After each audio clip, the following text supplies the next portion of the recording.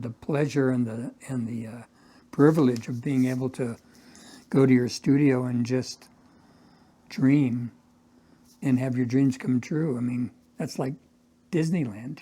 It's like when you wish upon a star kind of thing. I can just imagine something and I'll go out there and I'm going to try to make that happen, which is pretty great. I think I've always been kind of a creative person. I remember being a little child and going down into the basement of the house and fixing things and going out in the street and picking up junk off the road and taking it home and manipulating it. And I never thought that was unusual. After I got out of the Army, I got a plane ticket and went to Europe, just trying to chill out a little bit. And when I went to Europe, I just kind of fell in love with stone. I don't know what it was, but it was just like medicine. It calmed me down, it focused me. I kind of leaned on everything that was stone. And that's kind of where I first kind of fell in love with the material, but I really didn't get a chance to use it until much later on. It took me about 6 or 8 years before I finally got a job working with a stonemason. So I kind of go back and forth between the hard stones and the soft stones, and different stones lend themselves to different subjects, you know. And sometimes the stone wants to do something that I don't want it to do, and it opens up new possibilities. And I like to discover things along the way. I don't like to have a preconceived notion of what something's going to look like. I have an idea.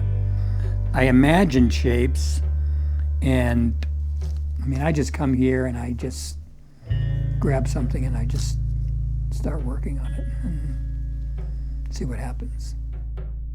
Sometimes you just get a lucky break, so to speak. Sometimes I can create a piece in an hour, you know, if things just break just right, or sometimes I'll just be walking around and I have tons of shards and pieces and all kinds of weird things, and I'll just walk by something one day and say, oh, that looks like it go together, and it does, and it's done. You know, just like, don't do anything else. Knowing when to stop is really important. And a lot of times I'll talk about, you know, when is a sculpture good? It's good when, if you took something away, it wouldn't be as good, and if you add something, it wouldn't be as good. So I think there are only so many great things that happen in your life, and so many great pieces that you make. You know, you're never totally satisfied. We're always kind of insecure and wanting to do better, you know, wanting to do better all the time. When I come to work in the morning, I never think about getting an award for what I do. You know, I just think, I just want to do a good job today.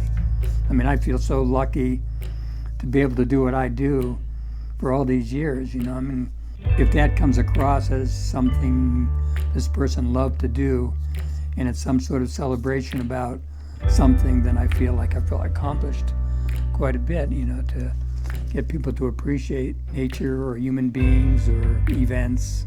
I do what comes from my heart and my head, and hopefully it's meaningful to somebody else, you know.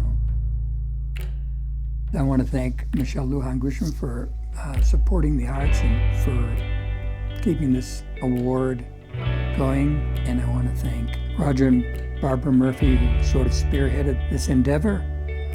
And I want to thank Stan Crawford for being my sponsor. And I want to thank mostly my wife, Betsy, for encouraging me to keep on doing what I'm doing and supporting what I've done for all the years we've been together. I wouldn't be here without her help.